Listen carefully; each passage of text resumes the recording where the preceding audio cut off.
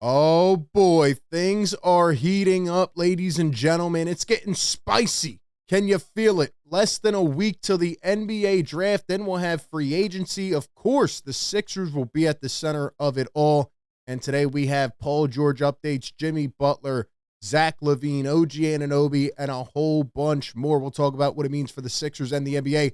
But welcome in to Philly Take with RB. I'm RB. Do me a favor, hit the thumbs up button and subscribe to the show so you don't miss the videos or live streams. We went live yesterday, had some callers. It was a lot of fun, but the rumors just keep on piling through. I actually want to start it off, though, with another move that was made last night. If you didn't see our stream yesterday, Alex Caruso traded for Josh Giddey.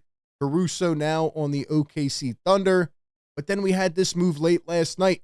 According to Woj, Malik Monk intends to sign a 4-year, $78 million contract with a player option to return to the Sacramento Kings. Remember a couple weeks ago when everybody was mad at me? Oh, Malik Monk's going to get $25 million per year annually.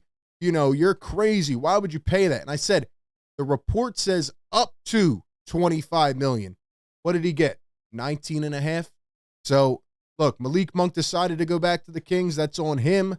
Maybe there wasn't as much of a market, but for $19 million, would I have paid Malik Monk if he hit free agency?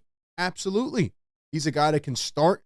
He's a guy that can give you productive six-man minutes. He could even play starter minutes as a six-man and bring that, combo guard-like game in the backcourt next to Tyrese Maxey at times. So, look, man, I like Malik Monk. Shout out to him. Got a big payday. Bet on himself. Now he's going back to Sacramento, but it does take another big-time premier free agent off the board for Philadelphia, and things start to get interesting in terms of what they're doing. We heard yesterday that they are apparently done with Paul George, but is it true? Shams went on the Pat McAfee show today, and he says that PG is still figuring out his future, and he's never truly experienced free agency. He will have multiple options in the marketplace. Well, that's obvious, and Paul George will be one of the more highly touted players, but apparently the Sixers going in a different direction. Who could they be going for? Yesterday on the show, I proposed it could be Brandon Ingram, right? That's a guy who's been floated out there, and, the Sixers could give some draft assets, sign Ingram to an extension. He's still a little bit younger, maybe fits more the timeline even with Maxey, say, if Embiid's not here in, 3 years, but I personally don't want to go the Ingram route in terms of giving him that max extension.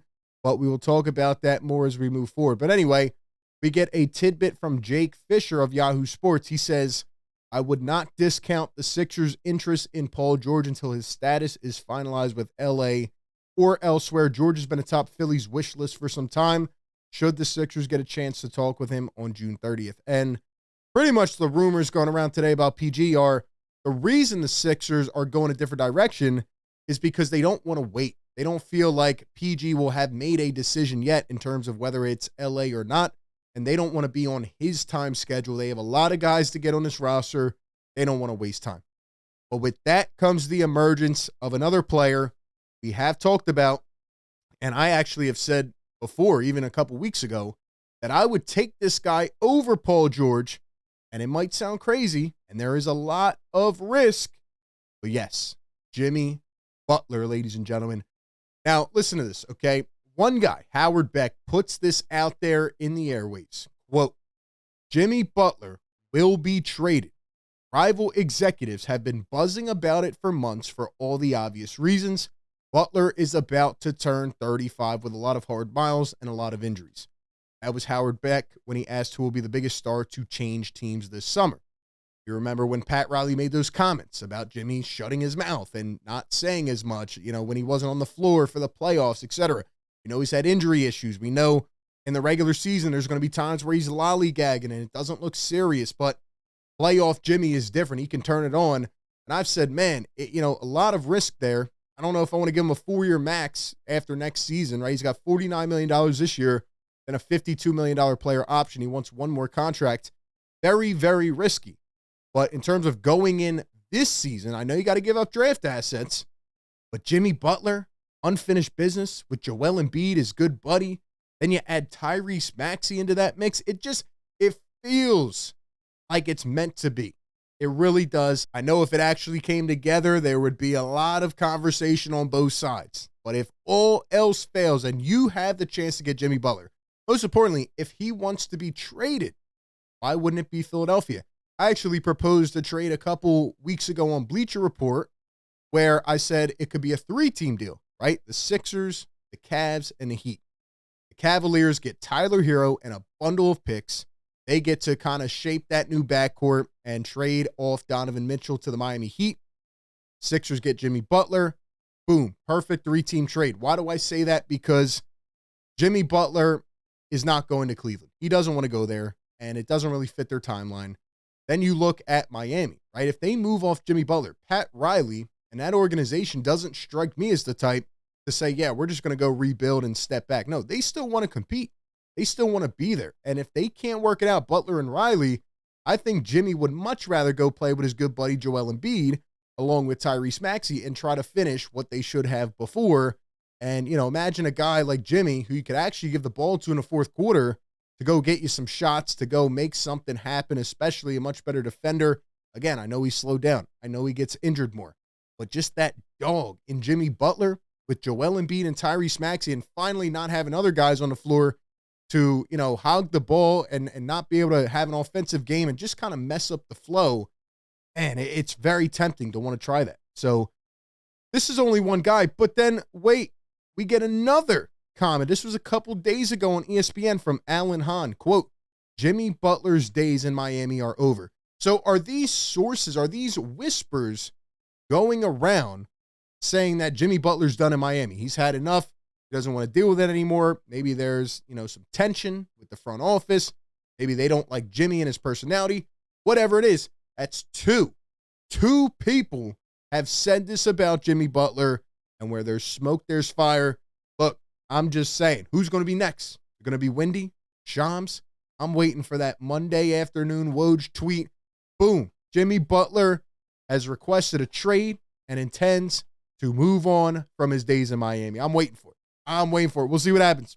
Let's move on to the next guy, though. OG Anunoby is, quote, not thrilled with the Knicks' current offer and will test the free agent market, per Brian Windhorst. Quote, let's keep an eye on that. Most people believe Anunoby will stay with New York, which I also believe.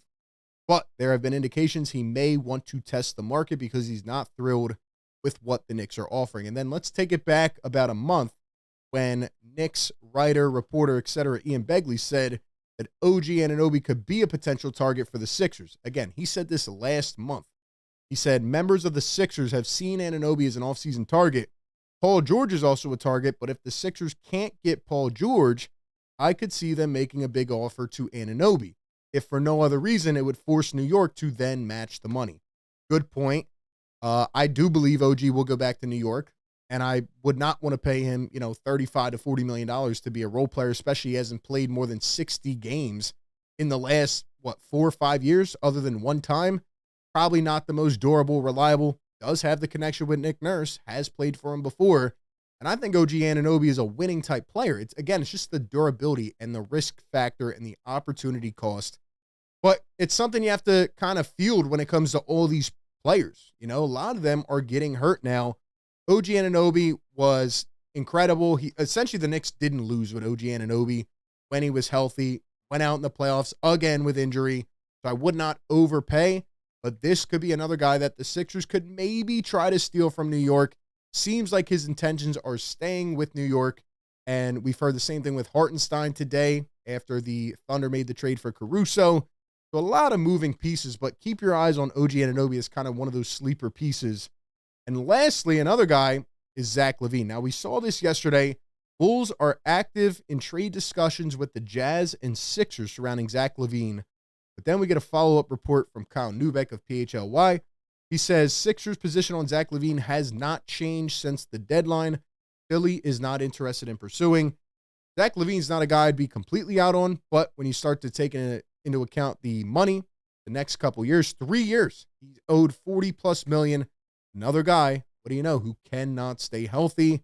I just am not too sure on it. If the Sixers end up with Zach LaVine, I'm not going to feel that good about it.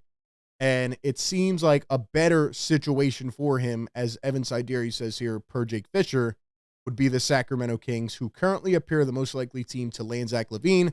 Apparently he's done in Chicago. He wants out. The Bulls, who knows what they're doing, but they got rid of Caruso. They're probably going to unload some of these other guys. Kings, you could take them. I think they'd be a much better fit. And like I said, they just brought Malik Monk back, Zach LaVine, De'Aaron Fox, Sabonis, right? Let them go build that core. It is going to be a very spicy couple of weeks, but who do the Sixers land? What do they do? What if none of these guys are on the move and the Sixers are left out in the open? Do they draft the player? Do they just try to get role players? Daryl Morey better have some plan up his sleeve. If not, Sixer fans are going to be frustrated. Guess we'll have to wait and find out. This next week is going to be chaotic. Draft, free agency, we'll have you covered with it all. Appreciate everybody for tapping in. Be sure to like, comment, subscribe. As always, I will catch you on the next one. Peace.